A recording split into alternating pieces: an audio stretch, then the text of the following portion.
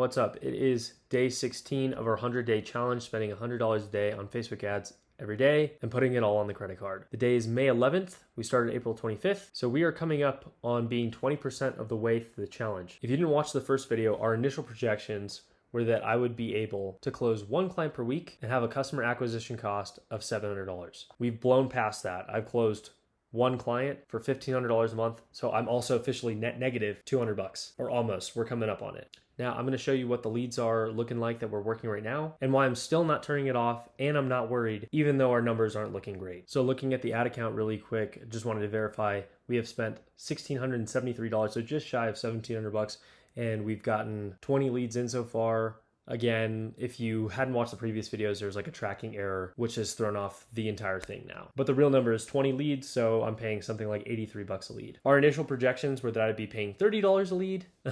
So again, like we are way past those numbers. But here's where it gets interesting and why I'm not really that worried. So we have 20 leads in so far. I've been getting no-showed a pretty good bit this week. I haven't booked that many appointments. You can see for this week, all 3 appointments that I had so far, no-showed. One, Kenneth, he booked last week and he did show. But here's where it gets kind of crazy. So Dominic, Jonathan, Benjamin, and Kenneth, all 4 of them, I had made the mistake of not booking a call with them when we had finished our initial call. And so I had been doing like this weird follow-up thing with them where I would text them, they wouldn't text back, and then they would text me and I wouldn't get to it for a while. And we've just been playing phone tag and that sort of stuff. But I felt really strongly about all those guys. They were great candidates. They all had the money. They didn't even think about the $1,500 a month budget. And most importantly, it felt like they would all be successful with the system. So I sent all those guys some references.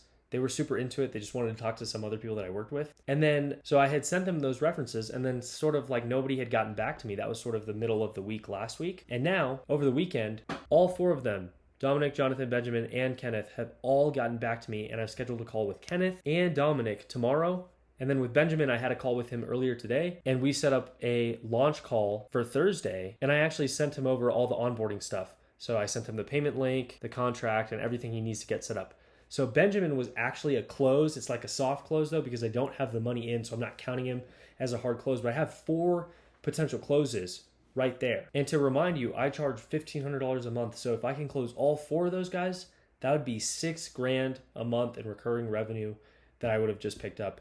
And we're only $1,700 into ads, $1,700. So that would mean that I close 5 total, which would be $7,500 of revenue off of $1,700. So it's just, we're going to have to see how the rest of the week plays out. Jonathan, I'm not so certain about him closing, but like I said, if I can even close 1 more of these guys, I would cover my ad spend for the rest of the month, and anybody I close from there is all going to be net profit.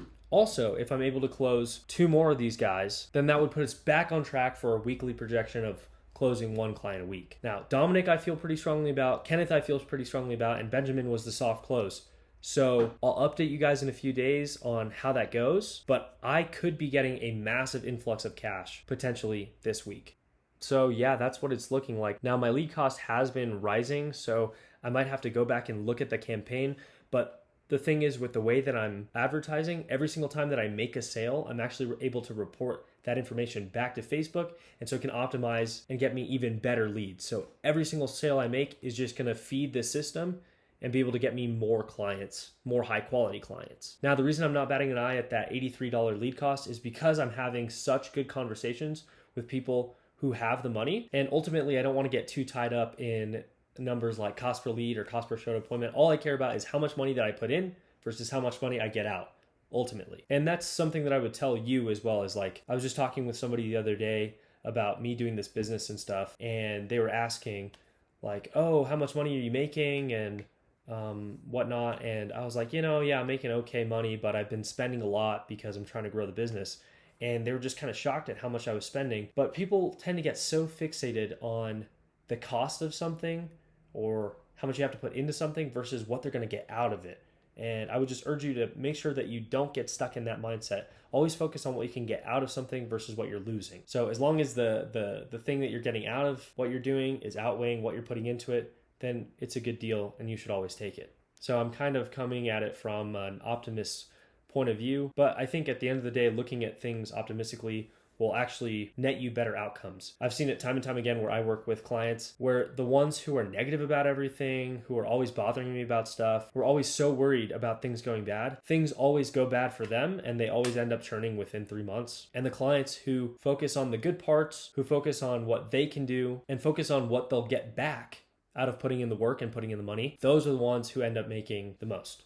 So we're going to stay the course. If lead cost keeps coming up and I have such little volume coming in, because like the last few days, I've only had maybe 2-3 leads come in. Whereas when we first started this campaign, it was like 2-3 leads coming in per day. If that trend continues, I might have to revisit that campaign and make some iterations. But I'm just waiting to see if these sales pan through, because if they do, that's going to optimize the algorithm and that'll just make that campaign run even better. So yeah, that's the update for day 16. It could be looking bad, because if you see that I spent $1,700 on net negative $200 and now I have to work for the client that I just got and I'm keeping no money, that sounds pretty bad, right? But if I'm able to close 3 or 4 of these ones that are in the works, then none of it will matter. And I'll just have a massive influx of $6,000 come in, within 2 weeks. So that would be sick. Anyways, I'll keep you guys posted.